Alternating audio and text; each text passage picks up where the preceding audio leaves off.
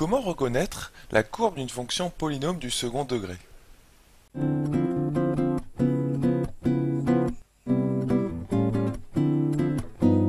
Bonjour à toi et bienvenue dans cette vidéo Star en maths, j'espère que tu vas bien.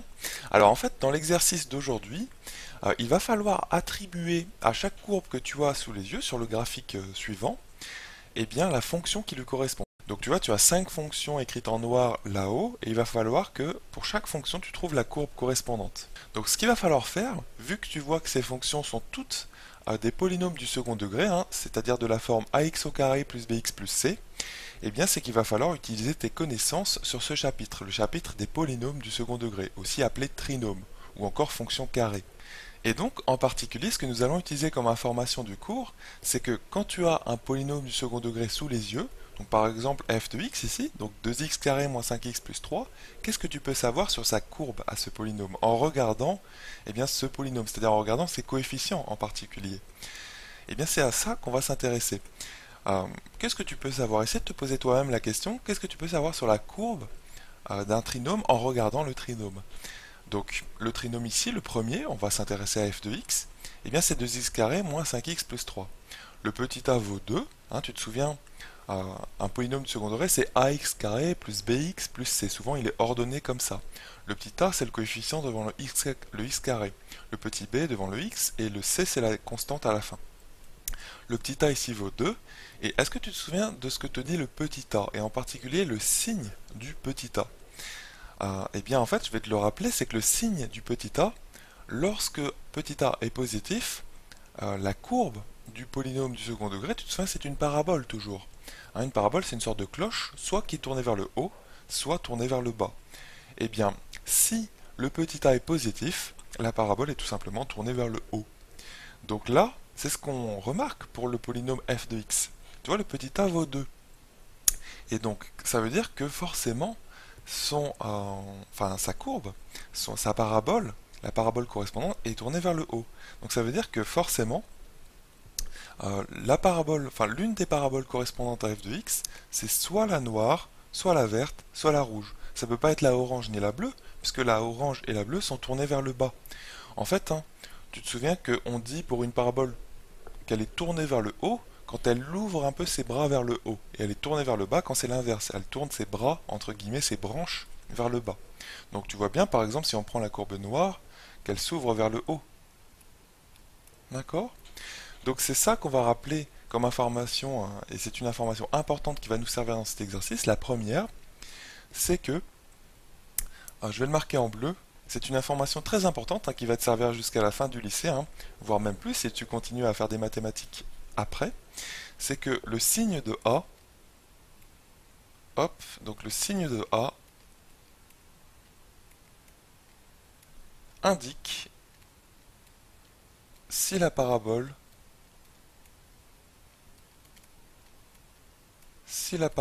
est tournée vers le haut ou vers le bas. Donc en résumé, hein, si A est positif, eh bien la parabole elle est tournée vers le haut. C'est-à-dire qu'elle est comme ça. Hop, je fais un petit dessin. Hop, voilà. Et si A est négatif, je pense que tu as compris, hein. Si A est négatif, elle est tournée tout simplement vers le bas. Ça ne nous dit rien sur la largeur, hein, ou la grosseur entre guillemets de la parabole, hein, ou si elle coupe l'axe des abscisses ou quoi que ce soit.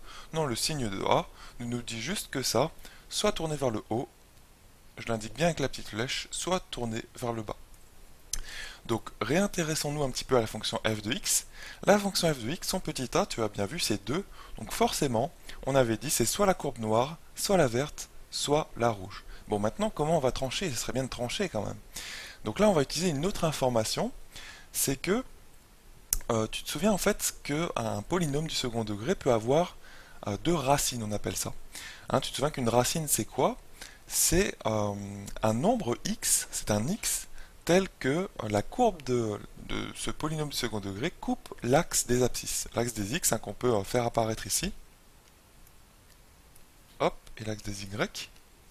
Donc les endroits où la courbe coupe l'axe des x, c'est ce qu'on appelle les racines. Hein, c'est aussi les solutions de l'équation f de x égale 0. Tu vois, c'est la même chose en fait, hein. Une racine, ce sont les x tels que f de x s'annule, c'est-à-dire que le f de x, le y, en fait, il est égal à 0. La courbe passe par l'axe des abscisses, c'est ça que ça veut dire. Donc regardons un petit peu la courbe noire. La courbe noire, elle passe combien de fois par l'axe des abscisses? Elle passe qu'une seule fois. Ça veut dire que le trinôme correspondant, le polynôme du second degré correspondant, possède une seule racine. Si je regarde la courbe verte ne passe pas par l'axe des abscisses. Donc ça veut dire que le trinôme correspondant n'a pas de racine. Il n'y a pas de solution à l'équation trinôme vert égale 0. Tu comprends un petit peu? Si on regarde le trinôme rouge, enfin la courbe plutôt du trinôme rouge, elle passe, on a l'impression peut-être une ou deux fois par 0. Bon là ça n'a pas l'air très clair, je pense que c'est une seule fois. Donc ça veut dire une racine pour le polynôme rouge. Tu vois, ce sont des informations qui vont nous aider, hein. Et si on regarde le polynôme, enfin la courbe du polynôme orange, eh bien la courbe orange passe deux fois par l'axe des abscisses, hein, tu vois, ici à peu près en -3 et en 0,5 à peu près.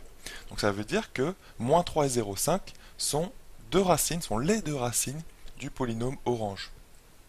Et la courbe bleue, hein, finissons-en un petit peu avec ces considérations, courbe bleue, elle passe pas par l'axe des abscisses, donc pas de racine pour le polynôme bleu.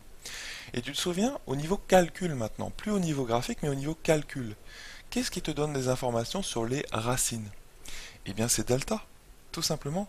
Tu te souviens pourquoi on calcule delta? C'est pour savoir justement s'il y a soit deux racines, auquel cas delta est positif. Si delta égale 0, eh bien il n'y a qu'une seule racine. Et si delta est négatif strictement, il y a 0 racine réelle. Hein, tu verras en terminale S qu'il y a en fait deux racines qui sont des nombres complexes, mais en première S, c'est pas le cas encore. Donc là, ce qui va nous intéresser, c'est delta. En fait, pour chacun des polynômes, on va calculer delta. Et si par exemple pour f de x, en calculant delta, tu trouves que le delta est positif, ça voudra dire qu'il y a deux racines réelles. Donc ça veut dire que sa courbe passe deux fois par l'axe des abscisses. D'accord? Donc c'est ce qu'on va faire. Et donc je vais indiquer cette information très importante, cette deuxième information, qui va nous permettre pour chaque polynôme en fait de coller la courbe. Donc la deuxième information, c'est que le signe de delta, le discriminant, on appelle ça aussi comme ça, il indique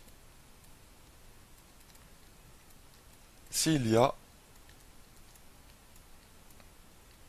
0, une ou deux racines. D'accord? Autrement dit, au niveau graphique, ça veut dire que le signe de delta indique si la courbe du polynôme passe 0 fois ou une fois, c'est-à-dire qu'elle touche l'axe des abscisses, elle l'effleure, ou deux fois eh bien, par l'axe des abscisses. Donc plus précisément, si delta est positif strictement, tu te souviens, il y a deux racines qui sont x1 et x2, on n'a pas besoin de connaître leur formule ici, ça ne sert pas forcément, eh bien, il y a deux racines. Deux racines, tu te souviens, les deux formules, pour connaître les racines, pour les trouver, pour les calculer, c'est moins b, moins racine de delta sur 2a, première racine, et moins b plus racine de delta sur 2a, la deuxième racine. Souvent, c'est noté x1 et x2.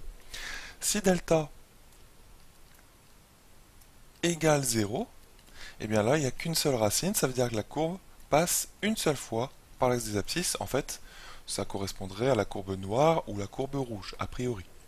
Et enfin, si delta négatif, il n'y a tout simplement pas de racine.